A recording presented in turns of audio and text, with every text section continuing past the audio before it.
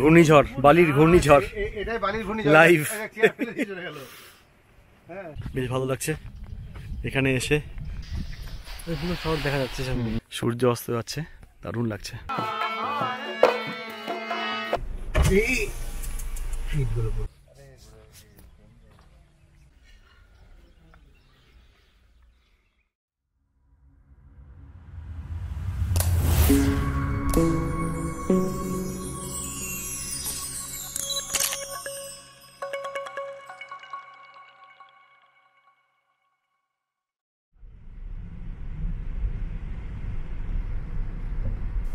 যোধপুর ভ্রমণ শেষে রওনা দিলাম পরবর্তী গন্তব্য ওসিয়ার উদ্দেশ্যে। আমাদের লাঞ্চ হয়ে গেল যোধপুরে, এবার আমরা রওনা দিলাম ওসিয়ার উদ্দেশ্যে। ওসিয়াতে আমরা থাকবো রোহিদা ডেজার্ট ক্যাম্প। তো চললাম ওসিয়ার উদ্দেশ্যে, এখান থেকে 58 কিলোমিটার, 1 ঘন্টা সময় লাগবে। ওসিয়া হলো রাজস্থানের থর মরুভূমির সীমানায় অবস্থিত একটি মরুগ্রাম, যা ভ্রমণ পিপাসু বাঙালির রাজস্থান ভ্রমণ তালিকায় থাকে না বললেই চলে। তবে জয়সলমীর যেতে না পারলে কিন্তু ওসিয়াকে ভ্রমণ তালিকায় রাখতেই হবে। বাঁ দিকে ওসিয়ার রাস্তা ঢুকলো।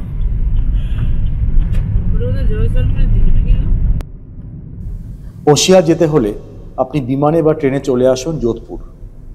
যোধপুর প্রায় সব বড় শহরের সাথেই আকাশপথে বা রেলপথে যুক্ত।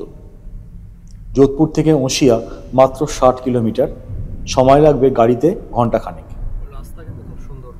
ওসিয়া একটি ছোট জনপদ। ওসিয়াতে কিন্তু রেল স্টেশনও আছে। যোধপুর থেকে জয়সলমীরগামী ট্রেনে উঠলে 1 ঘন্টায় ওসিয়ায় পৌঁছতে পারবেন। এখানকার ডেজার্ট ক্যাম্পগুলি কিন্তু শহর থেকে মোটামুটি 7-8 কিলোমিটার দূরে।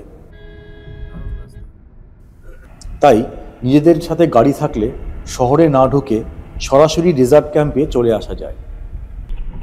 रोहिदा रोहिदा बुकिंग है, बुकिंग है, बुकिंग है।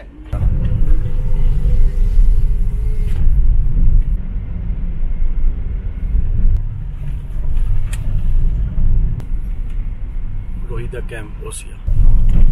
আঁকাবাঁকা পথে মরুভূমির গ্রাম পেরিয়ে 3টার দিকে পৌঁছে গেলাম ওসিয়াতে রোহিদা ডেজার্ট ক্যাম্প।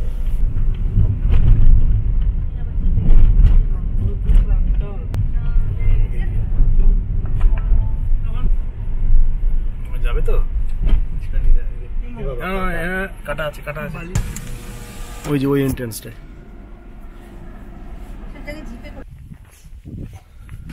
কোনো লোকজনই দেখা যাচ্ছে না। गाड़ी उस गेट पे सामने है। हाँ हाँ,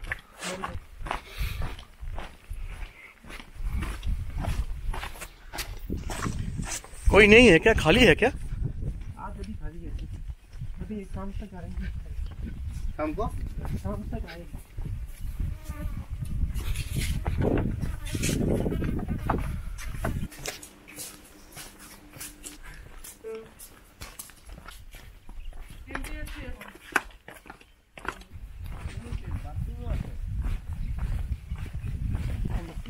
कैमल सफारी कहाँ पर होता है? कैमल यहाँ होगी, कैमल का 1000 रुपया है एक कैमल का। मतलब कैमल यहाँ से ही जाता है कि कैमल सफारी के लिए जीप से जाना पड़ता है? यहाँ से कहाँ पर ले जाता है कैमल? सैंड ड्यून्स ले जाएगा। सैंड ड्यून्स पे यहाँ से ही ले जाएगा। अच्छा, एक कैमल का 1000 रुपया? 1000 रुपया एक कैमल पे 2 जने बैठ सकते हैं। 2 जन बैठ सकते हैं। हाँ, और जीप सफारी आप जीप का 2000 रुपये है, और जैसे 2500 रुपये लेते हैं हाउस गेस्ट के लिए 2000 रुपये। अच्छा ठीक है सर, आपका ओनली एक ब्रेकफास्ट इंक्लूड। हाँ, ब्रेकफास्ट इंक्लूड है।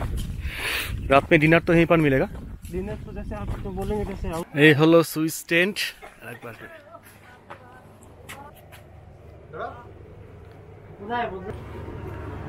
এসি আছে, লাইটস, বিছানাটা বেশ বড় সড়ো আছে, এদিকে বাথরুম।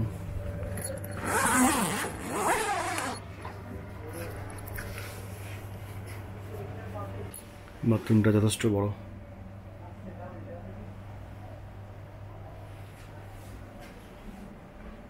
কোমোড পরিষ্কার পরিচ্ছন্ন, একদম সুন্দর ব্যবস্থা।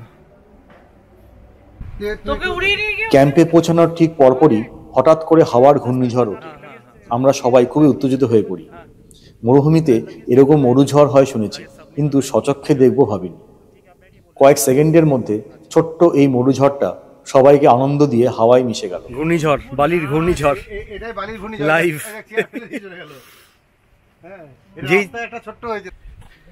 এটাই হলো রোহিদা ক্যাম্প, ওশিয়ায় থর মরুভূমির অংশ এটা। আর এদিকে সমস্ত টেন্টসগুলো আছে, 1 2 3 4 5 6 7 8 9 10 11 12 13 14টা মতন টেন্টস রয়েছে এখানে, সুইস টেন্ট। আমাদেরটা 10 নম্বর, এটা ওদেরটা। এদিকে বালিয়াড়ি,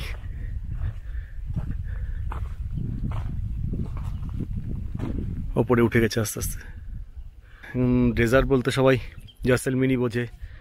জয়সলমিরে ট্যুরিস্টদের বিভৎস রাশ, প্রচণ্ড ভিড়। এদিকে ট্যুরিস্ট অনেক কম, যেমন এই ক্যাম্পে, এই গোটা ক্যাম্পে এই মুহূর্তে শুধু আমরা আছি, অত ট্যুরিস্টের রাশ নেই।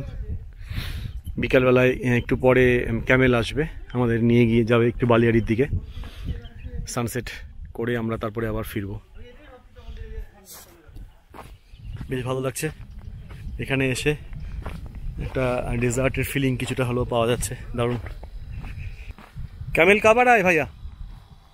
हाँ आ रहा है ना,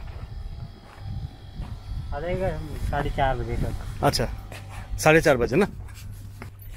आपका नाम बताइए जरा। भोम सिंह। भोम सिंह, यहीं पर रहते हैं आप? यही। अच्छा, तो रात को कोई फंक्शन होगा तो वो आएगा लंगा कार बेल और गाने बजाने आएगा ना। वो तो जरूर होना चाहिए। मैं पूछ लूँगा, शायद आएगा। हाँ हाँ हाँ, ठीक है। चलिए फिर आपसे मुलाकात होगी बाद में। চলে এসেছে উট, উট চলে এসেছে, বসে পড়েছে। কত বালি লাগে ভাবো। কিরে হয়নি সবে? আরে চলো ইয়ে বুলা লো। আর ধরে আছে ওখানে।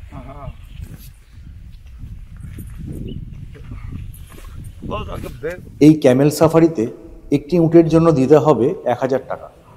একটি উটে দুজন বসতে পারবে। চলতে চলতে উটের মালিকেরা জানালেন এই অঞ্চল আগে সম্পূর্ণ বালিয়াড়ি ছিল, কিন্তু প্রকৃতির খামখেয়ালিপনায় রাজস্থানে অকাল বৃষ্টিতে এখন এই অঞ্চলে সবুজের সমারোহ। যেটুকু বালিয়াড়ি অবশিষ্ট রয়েছে আমরা চলেছি সেখানেই। শুনে একটু খারাপই লাগলো। এইভাবে আস্তে আস্তে সম্পূর্ণ রাজস্থানই কি সবুজ হয়ে উঠবে? মরুভূমি বলে কি আর কিছুই থাকবে না? ভাবলে সত্যি মন খুব খারাপ হয়ে যায়। পাহাড়ের একদম মাথায় একটা ডিমস এখানে আমাদের নিয়ে এলো উঠে করে।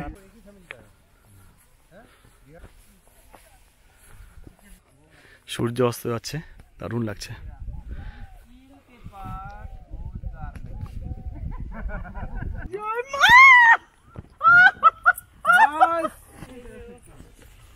পাহাড়ের মাথায় একটা দারুণ সূর্যাস্ত উপভোগ করে আবার দুলকি চালে ধীরে ধীরে ফিরে চললাম ক্যাম্পের দিকে।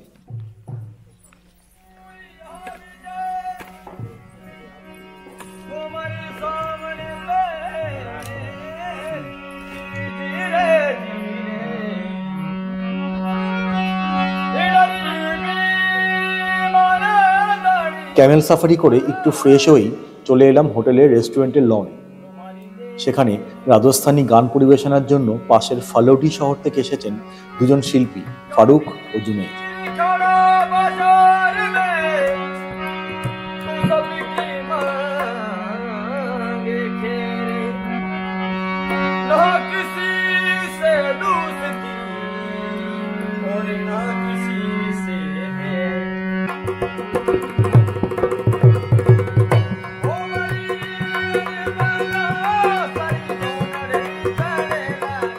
মরুভূমি রাতে তাদের অসাধারণ গান, ক্যাম্পফায়ার আর তার সাথে চা ও স্ন্যাক্স এক অবিস্মরণীয় পরিবেশ তৈরি করলো, যা সত্যিই ভোলার নয়।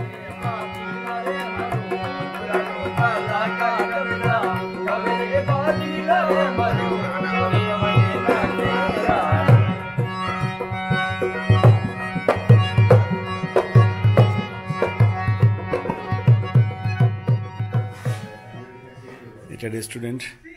এই মুহূর্তে আমরা ছাড়া আর কোনো বোর্ডার নেই এখানে, পুরো ক্যাম্পে আমরাই শুধু আছি। একটা দারুণ সন্ধ্যাবেলায় অনুষ্ঠান আমরা এনজয় করলাম, দারুণ লাগলো। আমরা শুধু বোর্ডার ছিলাম, তাই বুফে হয়নি। কালকে সকালে এখন ব্রেকফাস্ট জানি না কি করবে। বেশ সুন্দর রেস্টুরেন্ট, টেন্টের মতন অ্যাকোমোডেশন, সমস্তটাই টেন্ট। রাতের দিকে একটা বিশেষ দরকারে শহরের দিকে যেতে হয়েছিল। হঠাৎ একটা নীলগাই চলে আসে আমাদের গাড়ির সামনে।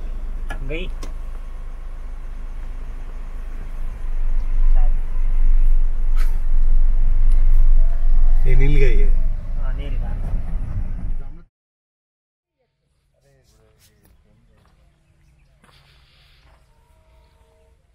গুড মর্নিং ওশিয়া থেকে। এই মুহূর্তে ডেজার্টে আছি। এটা আমাদের দ্বিতীয় দিন এখানে। কালকে দুপুরে এখানে পৌঁছেছিলাম, ক্যামেল সাফারি করেছি, সব দেখিয়েছি, রাতে দারুণ অনুষ্ঠান হয়েছে। তো আজকে এখন 8:20 বাজে। ওশিয়াতে এই ডেজার্ট ক্যাম্পিংয়ে দারুণ একটা অভিজ্ঞতা হলো, খুবই ভালো লাগলো।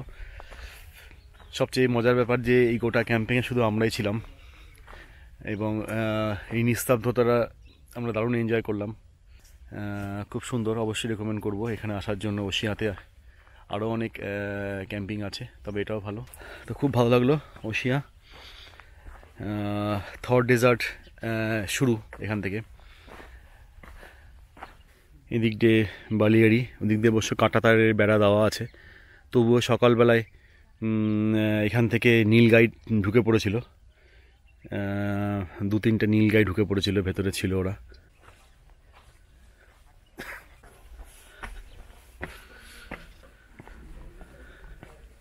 এটা সম্পূর্ণ ক্যাম্প সাইটটা খুব সুন্দর।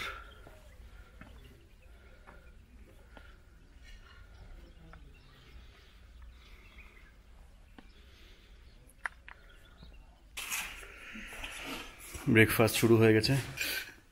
পোহা আছে, আলুর সবজি, এখানে ব্রেড হবে, গরম গরম পুরি চলে এসছে।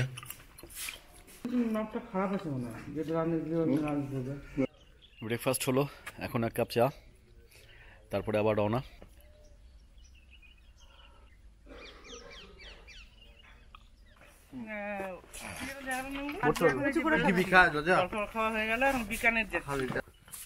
তো বেরিয়ে যাচ্ছি আমরা রোহিদা ক্যাম্প থেকে, ওশিয়ান থেকে। ভালোই হলো ব্রেকফাস্ট। हम सिंह जी चलते हैं।